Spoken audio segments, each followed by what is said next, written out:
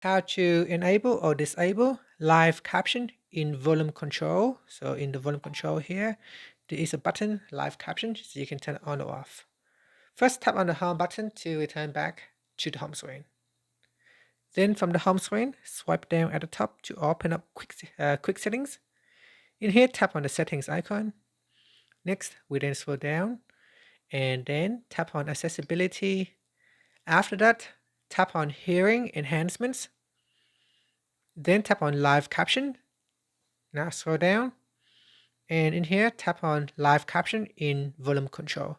So tap on the toggle button to disable or enable it. Here, when I disable it, in volume control, the small button at the top corner is now removed. If I turn it on, then that live caption can be accessed via the volume control, which I can turn it off or turn it on. And that's it. Thank you for watching this video. If you find it helpful, please like and subscribe to my channel for more videos.